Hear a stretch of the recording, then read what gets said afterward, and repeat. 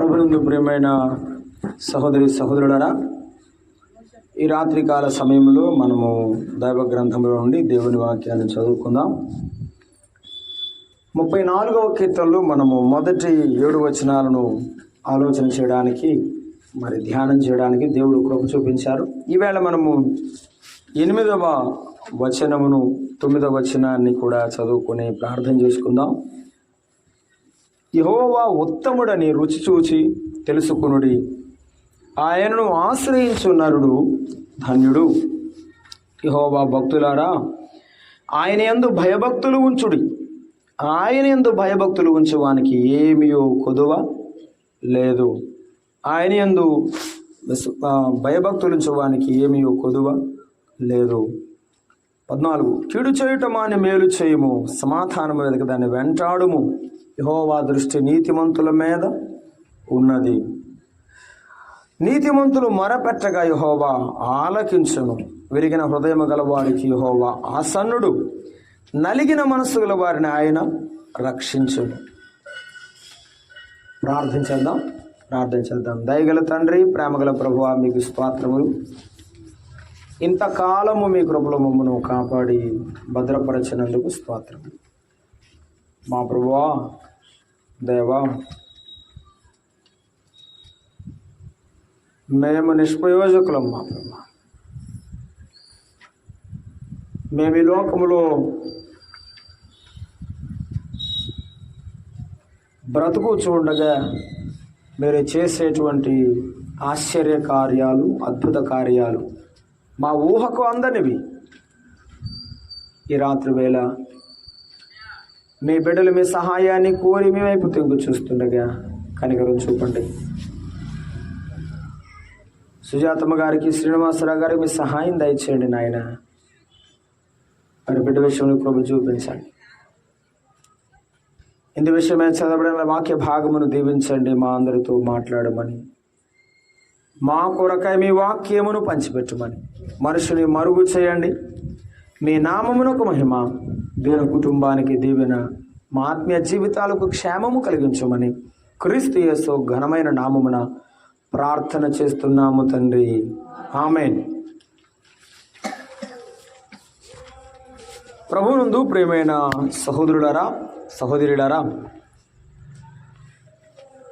మొదటి 34వ సంకీర్తనలో మొదటి 7 వచనాలు మనము గమనించడానికి ప్రభు చూపించాడు.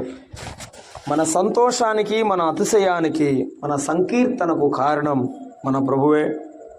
ఆయనతో విచారణ చేయుట, ఆయన సన్నిధిలో మొరపెట్టుట వలన ఆయన మనలను విడిపించేవాడని, మన చుట్టూ కావలి ఉండి రక్షించేవాడని మనము జ్ఞాపకం చేసుకున్నాం.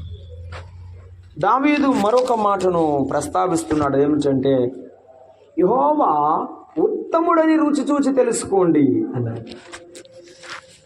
ఆయనను తెలుసుకోవాలంటే ఏం చేయాలట? యు మస్ట్ టేస్ట్ జీసస్ అన్నాడు. భోజన పదార్థాలు రుచి చూస్తాం. యెహోవాను రుచి చూస్తా అంటే అనుభవపూర్వకంగా ఎరిగి ఉండడం.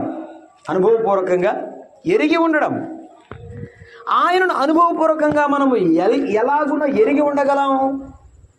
ఆయనను మనం ఎలాగూ తెలుసుకోగలమంటే అక్కడే చెప్తున్నాడు చూడండి, ఆయనను ఆశ్రయించు నరుడు ధన్యుడు. ఆయనను మనము రుచి చూడాలంటే ఏం చేయాలి? ఆయనను మనము ఆశ్రయించాలి. ఆయన ఉత్తముడైన దేవుడు, సర్వోన్నతుడనే పేరు కలిగిన వాడు, సర్వోత్తముడు. ఆయన వంటి మంచివాడు, మంచి దేవుడు లేనేలేడు.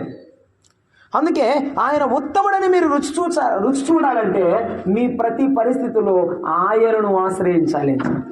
కాబట్టి మనము మన పరిస్థితులలో ఆయనను మనము ఆశ్రయించే వారముగా ఉండాలి అని చూస్తున్నాం. అవును, మనకు ఇబ్బందులు కలిగినప్పుడు, శ్రమలు కలిగినప్పుడు, వేదన కలిగినప్పుడు మనము దేవుని ఆశ్రయిస్తాము కానీ ఆయన చెప్పేటువంటి ఒక మాటను మనము జ్ఞాపకం చేసుకోవాలి. ఆశ్రయించిన ప్రతి ఒక్కరు ఏం చేయాలి? 11వ వచనం, పిల్లలారా మీరు వచ్చి నా మాటను ఆశ్రయించే ప్రతి నరుడు, ఆశ్రయించే ప్రతి సహోదరుడు సహోదరి ఏం చేయాలంటే ఆయన మాట వినాలి. బాధలో వస్తున్నాము కానీ అయ్యా నీవు నాకు సహాయం చేయమని అంటున్నావు కానీ ఆయన ఏం చెప్తున్నాడో ఆలకిస్తే, ఆ ప్రకారంగా చేస్తే ఆ ఫలితాన్ని మనము పొందగలం. ఎన్నోసార్లు దేవుని సన్నిధికి మనం వచ్చాం కానీ ఆయన మాటను వినడము పెడచెవిన పెట్టడం వలన పొందలేకపోతున్నాం. పిల్లలారా, మీరు వచ్చిన మాటలు వినండి అని చెప్తున్నాడు. ఆశ్రయించిన ప్రతి బిడ్డ కూడా ఆయన మాటను వినాలి, ఆయన మాటను వినాలి. పేతురు రాసిన మొదటి పత్రిక చూడండి, అక్కడ పేతురు భక్తులు మాట్లాడినటువంటి మరొక మాటను మనం జ్ఞాపకం చేస్తున్నాము. 2వ అధ్యాయం మొదటి వచనం, పేతురు రాసిన మొదటి పత్రిక, ప్రభువు దయాళుడని మీరు రుచి చూచి ఉన్న ఎడల, యేసు ప్రభు యొక్క దయను రుచి చూడాలి. యేసు ప్రభు యొక్క ఉత్తమమైనటువంటి ఆయన మంచితనాన్ని రుచి చూడాలి. ఆయన మంచితనాన్ని రుచి చూడాలన్నా, ఆయన దయాళత్వాన్ని రుచి చూడాలన్నా మనము ఆయనను ఆశ్రయించాలి, ఆయన మాట వినాలి. తర్వాత రుచి చూచి ఉన్న ఎడల సమస్తమైన దుష్టత్వమును, కపటమును, వేషధారను, అసూయ, సమస్త దూషణ మాటలను మానివేయాలి అని.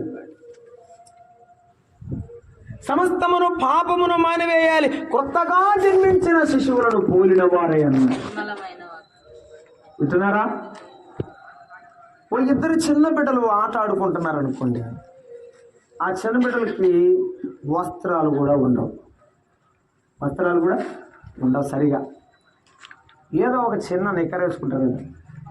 ఆ చిన్న బిడ్డలిద్దరూ అప్పుడు ఆడుకుంటూ ఒకరినొకరు కౌగిలించుకుంటారు, ఒకరినొకరు ముద్దు పెట్టుకుంటారు, ఒకరికొకరు సహాయపడుతుంటారు. అప్పుడే పోట్లాడుకుంటారు, మళ్ళీ అప్పుడే కలిసిపోతారు. చిన్న బిడ్డల మనస్తత్వం ఎట్లాంటిదంటే విడిచిపెట్టని మనస్తత్వం. కొత్తగా జన్మించిన శిశువులంటే యేసు ప్రభువు నమ్మిన వారిలో ఏ విధమైన తారతమ్యము కానీ, ఏ విధమైనటువంటి భేషజ భావము కానీ, ఏ విధమైనటువంటి పొరపెచ్చులు కానీ కనపడవని చెప్తున్నాడు. మనము దేవుని రుచి చూచామంటే మనలో భేదం ఉండకూడదు. మనము దేవుని ఆశ్రయించామంటే ఆయన మాటను వినాలి. 2, ఆయన మాట వినే మనలో సమస్త విధమైన పాపము ఏది కూడా ఉండకూడదు. కాబట్టి అసూయ, దూషణ, అల్లరి మాటలు ప్రతిదీ కూడా ఉండకూడదు. వాటన్నిటిని మనం విడిచిపెట్టాలి. కొత్తగా జన్మించిన శిశువుల వలె నిర్మలమైన మనస్సాక్షిని కలిగి ఉండాలి. నిర్మలమైన మనస్సాక్షిని కలిగి ఉండాలని మనం చూస్తున్నాం. కనుక ఆయనను ఆశ్రయిస్తే ఆయన మాట వినాలి. ఆయన మాట వింటూ ఉంటే ఆయన వలె ఆయన మాట చొప్పున నిష్కల్మషమైన మనస్సాక్షి కలిగి జీవించాలని మనం చూస్తున్నాం. 34వ అధ్యాయం చూడండి, 9వ వచనాన్ని మనం చూస్తున్నాం. అలాగున్న దేవుడు ఏం చేస్తాడు? నా మాట వింటే అన్నాడు ఆయన. 11వ వచనం, పిల్లలారా నా మాట విచ్చి నా మాట వినుడి, యెహోవాయందు భయభక్తులు మీకు నేర్పెదను అన్నాడు. నా మాట వింటే, నన్ను ఆశ్రయిస్తే, నేను చెప్పినట్లుగా నీవు చేస్తే ఏమి నేర్పిస్తాడట? భయభక్తులు నేర్పిస్తాడు. మనం ఏమనుకుంటామంటే దేవుని యందు భయభక్తులు ఉంటే దేవుడు మనల్ని దీవిస్తాడని మనము అంటూ ఉంటాం కదండి. అసలు ఆ భయభక్తులు కూడా పుట్టించేవారు ఎవరంట? ఆయనే. ఆ భయభక్తులను కూడా మన హృదయంలో కలుగజేసేవాడు ఆయన. అలాగైతే వినండి, నేను భయభక్తులు నీకు నేర్పిస్తాను. దేవునికి ఎలాగో భయపడాలో, దేవునికి ఎలాగో ప్రార్థన చేయాలో, ఆయనను ఎలాగో బతిమాలి అడిగి తీసుకోవాలో ఆయన నేర్పిస్తాడు. అలాగైతే పిల్లలారా నా దగ్గరకు రండి. ప్రతి బిడ్డ ఆయన దగ్గరకు వచ్చినప్పుడు నేర్పిస్తాడు ఆయన. ఆయన నేర్పించే గొప్ప దేవుడు. ఆయన భయభక్తులు నేర్పించేవాడు. ఆయన భయభక్తులు నేర్పించేవాడికి ఇప్పుడు చెప్పుతున్నాడు చూడండి, అక్కడ చదవండి 9వ వచనం. యెహోవా భక్తులారా ఆయన యందు భయభక్తులు ఉంచుడి, ఆయన యందు భయభక్తులు ఉంచువానికి ఏమీ కొదవలేదు అని చెప్పాడు. ఏమీ కొదవలేదన్నాడు. 24వ కీర్తనలో మనం అందరికీ ఉంది, యెహోవా నా కాపరి నాకు లేమి. ఆయనే కాపరిగా ఉన్నప్పుడు మనము ఆయనను ఆశ్రయించి ఆయన మాట చొప్పున బ్రతుకుతున్నప్పుడు, ఆయనంటే భయపడుతూ ఉన్నప్పుడు ఆయన మనకు ఏ కొదువ ఉంచడు. ఏ లేమి కలగకుండా ఆయన చేసేవాడుగా ఉన్నాడని దైవ గ్రంథంలో మనం చూస్తున్నాం. ఏ లేమి లేదు అన్నాడు. 14 వచనం చదువుతారా? 34:14. ఏ కొదువ ఉండదు, ఏ కొదువ ఉండదు, ఏ కొరత ఉండదు. పేతురు రాసినట్టుగా తన మహిమలో మీ ప్రతి అవసరాన్ని తీరుస్తాడు. తన మహిమలో మీ ప్రతి అవసరాన్ని తీరుస్తాడు. మనకు కొదువ లేకుండా అవసరాలు తీర్చేవాడు అవుతాడు. ఇప్పుడు చదువు 14. కీడు చేయటం అని మేలు చేయుము అన్నాడు. సమాధానమును వెదకి వెంటాడుము అన్నాడు.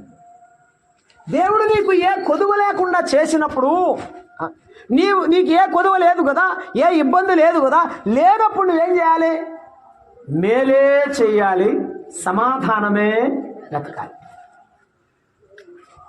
నీవు సంతోషంగా ఉన్నావు, నీకే ఇబ్బందులు లేవు, కొరతలు లేవు, ప్రభు ఇచ్చిన సమృద్ధిలో నీవు బ్రతుకుతున్నావు. అలాగైతే నీవు ఇతరులకు మేలు చేయాలి అన్నాడు. ఇదే విషయాన్ని ప్రభు మాట్లాడుతున్నాడు. నీ శత్రువు ఆకలిగా ఉంటే వానికి భోజనము, శత్రువుకే భోజనం పెడితే మరి ఎవరికైనా భోజనాన్ని పెట్టవలసిన బాధ్యత దేవుడు మన భుజాల మీద ఉంచాడండి. ఆయన నమ్ముకున్న బిడ్డలకు ఆయన ఇచ్చేది ఏమిటంటే ఏ కొదువ లేని జీవితం, ఏ కొరత లేని జీవితం. ఈ కొరత లేని జీవితంలో మనము మేలు చేద్దాం. ఈ కొరత లేని జీవితంలో మనము సమాధానము కలిగి ఉందాం. సమాధానం ఉందాం. అసలు ఒక విషయం ఏమిటంటే సమాధానము కలిగి ఉండడమే కొరత లేని జీవితం. ఏంటి? సమాధానము, నెమ్మది హృదయంలో కలిగి ఉండడమే కొరత లేని జీవితం. ఏదైనా కొరత ఉంటే నెమ్మది ఉండదు. ఏదైనా కొరత ఉంటే, ఏదైనా బాధ ఉంటే, ఏదైనా దిగులుంటే అసమాధానం ఉంటుంది, సమాధానం ఉండదు. సమాధానము ఉన్నది అంటే ఏ కొరత లేదని అర్థం. అలాగైతే ప్రభువుని నమ్ముకున్నాను, నాకు ఏ కొరత లేదు, దేవుడు నాకు అంతా సహాయం చేశాడు అంటూనే హృదయం సముద్రంలాగా గలిబిలిగా ఉంటే నీవు సమాధానాన్ని పొందలే. అలాగైతే దేవుని మీద పూర్ణమైన నమ్మకం, ఆయనను ఆశ్రయించిన ప్రతి బిడ్డకు ఉండాలి. కనుక మనము సమాధానమును వెతికే వారముగా ఉండాలి అని మనం చూస్తున్నాం. దేవుడిచ్చిన సమృద్ధిని అనుభవించే మనలో సమాధానం ఉండాలి. మనం ఇతరులకు మేలు చేయవారమై ఉండాలి. 15 వచనం చదువుకుంటున్నాం. 15 వచనం. నీతిమంతుల మీద ఉన్నది, ఆయన చెవులు వారి మొరలకు ఒగ్గి ఉన్నది. ఆయన దృష్టి ఎవరి మీద ఉన్నది? నీతిమంతుల మీద ఉంది. కాబట్టి నీతిమంతులమైన మనము నీతిని జరిగించాలి. నీతి కలిగిన జీవితముతో మనము ప్రార్థన చేయాలి. నీతి కలిగిన జీవితముతో ఆ దేవుని వాక్యం అనే నీతిని మనము లోకములో నెరవేరుస్తూ మనం ప్రార్థన చేయాలి. అప్పుడే ఆయన చెవిలో మన ప్రార్థన వినపడుతుంది.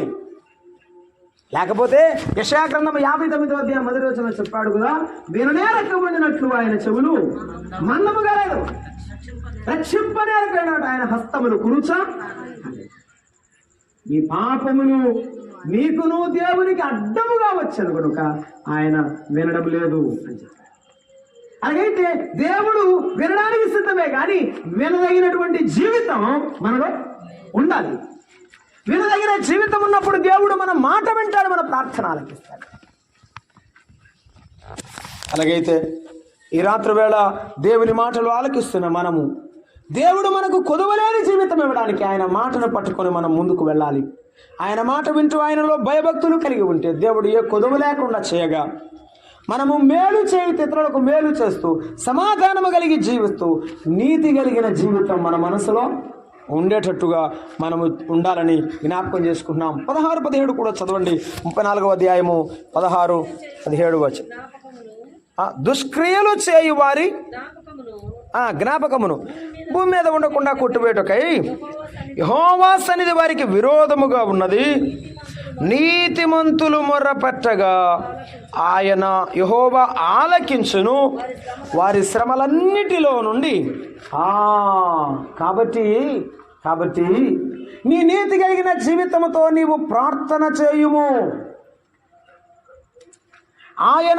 ఆయన వారి మొరను ఆలకిస్తాడు అని చెప్తున్నాడు. నీతిమంతులు మొరపెడితే దేవుడు వింటాడు. యథార్థవంతుల ప్రార్థన ఆయనకు ఆనందకరం అన్నాడు. యథార్థం ఉన్నది ఉన్నట్టుగా, తప్పైనా ఉప్పైనా ప్రభువా ఇదే నా జీవితం అంటే ప్రభు అంగీకరిస్తాడు. ఏమన్నాడు? పాపినైన నన్ను కరుణించు. ఆ సుంకరి చేర్చిన ప్రార్థన చాలా క్లుప్త ప్రార్థన, చాలా యుక్తమైన ప్రార్థన, కానీ అది దేవుని చేత అంగీకరించబడిన ప్రార్థన. ఎంత దీర్ఘము చేశామన్నటి కంటే మన మనసు ఆయనకి ఎంత దగ్గరగా ఉందో అదే ముఖ్యం. ఆ ప్రార్థన ఆయన నీతి కలిగినటువంటి ప్రార్థన దేవుడు ఆలకిస్తాడు. యథార్థవంతుల ప్రార్థన దేవుడు ఆలకిస్తాడని మనం చూస్తున్నాం. యెహోవా ఆలకించును అన్నాడు. ఆయన ఆలకించే దేవుడు. ఎవరండి? ఆలకిస్తాడు. ఆలకించిన తర్వాత ఆయన ఊరకుండేవాడు కదట. తర్వాత ఏం చెప్తున్నాడు? వారి శ్రమలన్నిటిలో నుండి వారిని ఏం చేస్తాడు? ఆ శ్రమలన్నీ తొలగిస్తాడు, లేకపోతే ఆ శ్రమల లోపల నుండి బయటకు తీసుకొని వస్తాడు. ఇశ్రాయేలీయులు ఎర్ర సముద్రం ముందు నుంచి ఉన్నాడు. ఇక వెనక్కి వెళ్ళలేరు. ఐగుప్తు రాజు ఫరో చంపేస్తాడు. ముందుకు వెళ్ళలేరు. వారి శ్రమ ఏంటి? ఇప్పుడు సముద్రమే. వారి కష్టం ఏంటి? సముద్రమే.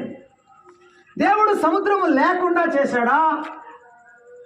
సముద్రము లేకుండా చేశాడా? ఆ క్లిష్ట పరిస్థితుల్లో నుండి వారిని బయటకు తీసుకొచ్చాడా? చెప్పండి.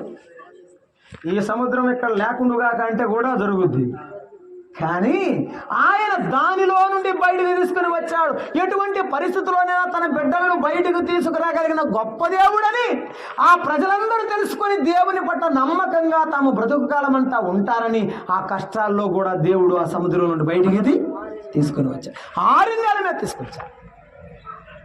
అలాగైతే వినండి, మన కష్టాల్లో కూడా మనం ఇలాగ ఉండి కూడా ఎందుకు ముందుకెళ్తున్నామంటే యేసయ్య ఈ కష్టంలో కూడా మన వెంబడి ఉండి నడిపిస్తున్నాడని చెప్పడానికి రుజువుగా దేవుడు ఈ కష్టంలో కూడా నడిపిస్తున్నాడు. కష్టం తీసేయడం ఆయనకి ఎంతో సులువైన పని, కానీ దానిలో కూడా తన కృపనిచ్చి దానిని సహించడానికి ఓర్పునిచ్చి ఆ శక్తినిచ్చి దేవుడు ఈ కష్టంలో కూడా మన ప్రక్కనే ఉండి మనల్ని నడిపిస్తున్నాడు. అది కాబట్టి ఆయన శ్రమలన్నిటిలో నుండి విడిపించేవాడు, ఆలకించేవాడు కాదు, ఊరకుండువాడు కాదు. ఆయన విని ఏం చేస్తాడట? విడిపిస్తాడు. వినేవాడు విడిపించేవాడు, వినేవాడు విడిపించేవాడు. మరి ఏం చేసేవాడు? ఆయన విడిపించే దేవుడు అని మనం చూస్తున్నాము, వినే దేవుడు అని మనం చూస్తున్నాము. అంత మాత్రమే కాదు, మరొక మాట అక్కడ చెప్తున్నాడు, మనం జ్ఞాపకం చేసుకున్నాం. దైవ గ్రంథంలో చూడండి, దేవుని వాక్యంలో మనము జ్ఞాపకం చేసుకుంటున్నాం. విడిపించేవాడు 18వ వచనం, విరిగిన హృదయము గలవారికి ఆసనుడు, నలిగిన మనస్సు గల వారిని ఆయన రక్షించును. మరలా ఆ 18వ వచనానికి మనం మరలా వద్దాం. 19 చూద్దాం. నీతిమంతునికి కలుగు. అయ్యో, వింటున్నారా? ఆ మాట చదివేటప్పుడు మీకు ఏమైనా గుర్తొస్తుందా? చాలాసార్లు మనం ఏమనుకుంటామంటే నీతిమంతునికి కలుగు ఆపదలు అనేకములు, దేవుడు వాటి అన్నిటిలో తప్పిస్తాడు, యేసయ్య అన్నిట్లో నుండి తప్పిస్తాడని చదువుకుంటాం, కానీ ఆ మొదటి మాట చదువుకోం. ఏంటంట? నీతిమంతుడైతే అన్నింటికి కొత్తయ్యా అనేదే లోకం. నీతిమంతునికి కలుగు ఆపదలు అనేకములు. అలాగైతే దేవుని బిడ్డలారా, అనేకమైన ఆపదలు వస్తాయి, అయినా ఆయన నీ వెంబడే ఉంటాడు. అది ఆయన చిత్తం, అది ఆయనకి ఇష్టం. అందుకే అన్నాడు, అగాధ జలములు ఆర్పజాలవట. ఆయన ప్రేమను అగాధ జలములు ఆర్పజాలం. బెరాకా లోయలో పడి అది వారు జలమయముగా చేయించు దానిని దాటి వెళ్ళారని దైవ గ్రంథం చదువుతున్నప్పుడు జలాలు వారి ప్రయాణాన్ని ఆపలేదు, పర్వతాలు వారి ప్రయాణాన్ని ఆపలేదు. వారి జీవితాల్లో ఆహారమైన నీరైనా ఏ కొరత అయినా దేవుడు తొలగించి ముందుకు నడిపిస్తూనే ఉన్నాడు. మన జీవితంలో కూడా దేవుడు మన ప్రార్థన విడిపించేవాడు మాత్రమే కాదు, అనేకమైన ఆపదల నుండి అన్నిటిలో నుండి యెహోవా వారిని విడిపించును. ఇప్పుడు చదువుతున్నాం, ఆయన వాని ఎముకలన్నిటినీ వింటాడు, విడిపిస్తాడు. విడిపించిన తర్వాత ఈ శ్రమలో నుండి విడిపించాను కదా, ఇక చక్కగా బతుకు పో అని చెప్పకుండా ఎంపటే ఉండి ఏం చేస్తాడంట? కాపాడు. ఏ దుష్టుని కన్నుబడకుండా, ఏ అపవాది ఆ తంత్రాలు నీ ఇంటి మీద నీ మీద ప్రభావం చూపకుండా ఆయన మన చుట్టూ ఉండి 34వ కీర్తన ఇక్కడ చదువుకుంటాం కదా, 7వ వచనం, యెహోవా యందు భయభక్తులు గలవారు చుట్టూ ఆయన దూత కావలి ఉండి రక్షిస్తాడు. ఆయన నీ చుట్టూ కావలి ఉండి రక్షించేవాడు. ఆయన ఏ ఒక్కటి కూడా ఎముక విరువబడకుండా, నో డ్యామేజ్ అంటారు, ఏ నష్టము లేకుండా ఆయన కాపాడేవాడు. ఏ నష్టము లేకుండా కాపాడేవాడు. ఒక్కటైనా విరిగిపోదు అని చెప్పాడు ఆయన. ఆ తర్వాత చూడండి, కాపాడువాడు, అది జరగకుండా కాపాడు. ఒకవేళ అటువంటి పరిస్థితులు వస్తే ఏం చేస్తాడు? అటువంటి క్లిష్టమైన పరిస్థితుల్లోనికి మనము అవివేకంతో అనాలోచనతో చేయరాని పొరపాటు వలన కానీ జరిగితే ఏం చేస్తాడు? ఆఖరి 22వ వచనం, యెహోవా తన సేవకుల ప్రాణమును, ఆ ప్రాణము మాత్రం నాది. సాతానా నా సేవకుడని యోబు యొక్క ప్రాణము నాది. యెహోవా సేవకుల ప్రాణమును కాపాడేవాడు. ఒకవేళ మనము అపరాధమును బట్టో, మన యొక్క తెలియక అవివేకమును బట్టో మనము చిక్కుల్లో ఇరుక్కొని ప్రాణపాయ స్థితిలోనికి వెళితే ఆ ప్రాణాన్ని కూడా కాపాడేవాడు. అందుకే అన్నాడు 103వ కీర్తనలో, సమాధిలో నుండి నా ప్రాణమును విమోచించుచున్నాడు. అంటే అర్థం ఏమిటి? మరణ పంచులలోనికి దిగజారిపోయినా కూడా అక్కడి నుండి ఆయన పైకి లేపువాడు, ఆయన పైకి తీసుకుని వచ్చేవాడు. అలాగైతే ఈ రాత్రి దేవుని వాక్యాన్ని మనం ఆలకిస్తున్నాం. మన ప్రభువు మన ప్రాణమును విమోచించేవాడు, మన ప్రాణమును విమోచించేటువంటి గొప్ప దేవుడు అని మనం చూస్తున్నాం. అయితే ప్రార్థన చేస్తున్న మనలో ఉండాల్సిన 2 మాటలు గుర్తు చేసి నేను ముగిస్తాను. ఇప్పుడు రండి 18వ వచనానికి. 18వ వచనం, ప్రార్థన చేసే మనలో ఉండవలసిన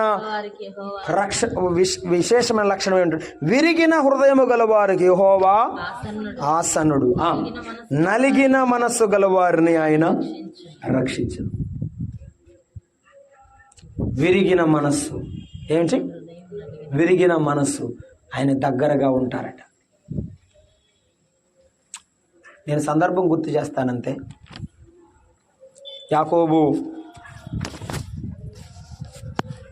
తన తల్లిదండ్రులను విడిచి, తన అన్నదమ్ముని విడిచి దూరంగా వెళ్ళిపోయాడు. ఎక్కడికి వెళ్తున్నాను అనుకున్నాడు? నా మేనమామ దగ్గరికి వెళ్తున్నాను, నా మేనమామ నన్ను బాగా ప్రేమిస్తాడు, నన్ను ఆదరిస్తాడు, నాకు సహాయం చేస్తాడని పరిగెత్తి వెళ్ళాడు. అదే చెప్పింది అమ్మ కూడా. రెబ్కా అమ్మ కూడా ఏం చెప్పింది? అయ్యా నా సహోదరుడు ఉన్నాడు, అక్కడికి వెళ్ళురా అని పంపితే అక్కడికి వెళ్ళాడు. ఆడికి వెళ్ళి 14 ఏళ్ళు కొలువు చేశాడు. అంతకంటే ఎక్కువే ఉన్నాడు, కానీ వాళ్ళ కోసం 14 ఏళ్ళు చేశాడు. ఇంకెంతకాలం ఉన్నాడో నాకు తెలియదు. కొంతమంది 21 అంటారు. అక్కడ ఉన్నాడు ఆయన. ఉంటే ఆ జీవితంలో ఆ మామ ఇంటి దగ్గర ఉన్నంత కాలంలో ఒకటి అర్థమైంది. భార్యను పిలిచి చెప్పాడు, నేను వచ్చినప్పుడు మీ నాన్న ఉన్నటువంటి మనసు ఇప్పుడు నాకు కనబడుతుంది.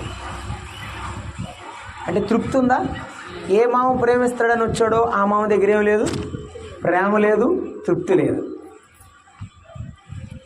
అన్ని 100 కిలోమీటర్లు పరిగెత్తి వచ్చి అక్కడ జీవించి ఒక బానిసలాగా బ్రతికిన యాకోబు జీవితంలో తృప్తే లేదు. అందుకని బాధతో పడుకున్నాడు. దేవుడు అన్నాడు, యాకోబు నీవు లేచి నీ తండ్రి ఇంటికి వెళ్ళు, నీ బిడ్డలను, నీ భార్యలను అందరినీ తీసుకుని వెళ్ళు. అప్పుడు చెప్పాడమ్మా, మన దేవుడు, నా దేవుడు నన్ను రమ్మన్నాడు, వెళ్దామంటే నీ దృష్టికి ఇష్టమైనది చేయమన్నారు ఇద్దరు. వారిని తీసుకొని యాకోబు బయలుదేరుతున్నాడు. బయలుదేరే యాకోబులో ఒక భయం, నలిగిపోతున్నాడు, విరిగిపోతున్నాడు. ఎవరికి సమాధానం చెప్పాలో, ఏం చేయాలో తెలియడం లేదు. మోసం చేసి వచ్చిన అన్న ఏం చంపుతాడో తెలియదు. తండ్రి మోసం చేసి ఇంతకాలం వచ్చాడు కదా, ప్రపంచమంతా ఏం మాట్లాడుతుందో తెలియదు. యాకోబులో ఒక రకమైన ఆందోళన మొదలైంది. గొర్రెలు, గుడ్లు 3 గుంపులుగా చేసి 3 విభాగాలుగా వారందరిని ముందు పంపి ఒక్కడే ఎబ్బోకు రేవులు నిలబడి ఆ మోకాళ్ళ మీద అలాగున ప్రార్థన చేస్తున్నాడు. ఎందుకు? నెమ్మది లేనప్పుడు యాకోబుకి అర్థమైంది ఏంటంటే, సంతోషం లేనప్పుడు యాకోబుకి అర్థమైంది ఏంటంటే, దేవునితో మాట్లాడాలి, మాట్లాడితేనే నాకు నెమ్మది, లేకపోతే నాకు నెమ్మది ఉండదు. యాకోబుకు అర్థమైంది, దేవుడితో మాట్లాడితేనే నెమ్మది కలుగుతుంది, యేసయ్యతో మాట్లాడితేనే ఆ సంతోషం, ఆ సమాధానం వస్తుందని యాకోబుకు అర్థమైంది. యాకోబు ఆ రాత్రి దేవుడితో మాట్లాడటానికి ఇష్టపడుతున్నాడు. యాకోబు ఎలా మాట్లాడుతున్నాడంటే విరిగిపోయిన మనసుతో మాట్లాడుతున్నాడు. నీ పేరేమిటి? నా పేరు మోసగాడు, నా పేరు యాకోబు ప్రభువా, నువ్వు నిజంగానే చెప్పావు. ఇదే ప్రశ్న 20 ఏళ్ల క్రితం తండ్రి అడిగితే ఏమన్నాడు? నీ పేరేమి కుమారుడా అంటే ఏమన్నాడు? నేను ఏశావుని అన్నాడు. అబద్ధం చెప్పాడు. తండ్రి అన్నాడు, అయ్యా నేను తమిడు చూస్తే నువ్వేమో ఏశావులాగా ఉన్నావు, స్వరం చూస్తే యాకోబులాగా. లేదు నా తండ్రి, నేనే ఏశావునని చెప్పాడు. బల్లబుద్ధి చెప్పాడు అబద్ధాన్ని. కానీ యేసయ్య దగ్గరకు వచ్చిన తర్వాత చెప్పడానికి గుండె పగిలిపోయింది, నిజాన్ని ఒప్పుకున్నాడు.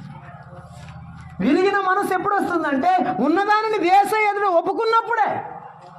అయ్యా నా జీవితం ఇదే, నా జీవితం ఇదే, నా కుటుంబం ఇదే, నా బిడ్డలు ఇదే, నీవే నాకు సహాయం చేయమని యాకోబు రాత్రి యేసయ్య పాదాలు పట్టుకొని కన్నీరు విడిచి బతిమాడు. హోషేయ గ్రంథం 12వ అధ్యాయం 5లో ఆ మాట రాయబడింది. అతడు బేతేలులో దేవుని బతిమాలను, అతడు కన్నీరు విడిచి బతిమాలను. కన్నీరు విడిచి బతిమాలితే దేవుడు తప్పకుండా సహాయం చేశాడు, మనకు మన కుటుంబాలకు సహాయం చేశాడు. అయితే విరిగి నలిగిన మనస్సు ఉండాలి. విరిగిన మనస్సు మనకు అవసరం. యాకోబు విరిగిపోయాడు. ఆ రాత్రి ప్రార్థన చేశాడు. దేవుడు యాకోబును దీవించి పంపాడు. అంత దూరంలో ఉన్నాడు. కత్తి తీసుకొని ఒంటి మీద గబగబా వస్తున్నవాడు కత్తి కింద పడవేసి పరిగెత్తుకుని వచ్చి తమ్ముడిని కౌగిలించుకొని మెడ మీద పడి ఎలుగెత్తి ఏడ్చాడు ఏశావు. ఏశావుకు కూడా మంచి మనసు ఇచ్చాడు యేసయ్య.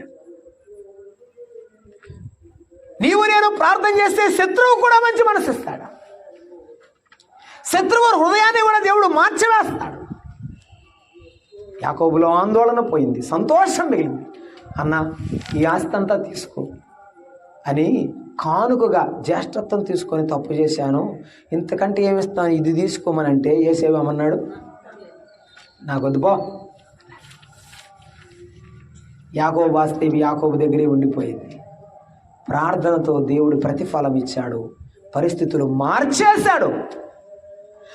మనము విరిగిన మనసుతో కన్నీటితో ప్రార్థన చేస్తే పరిస్థితులు మారుస్తాడు.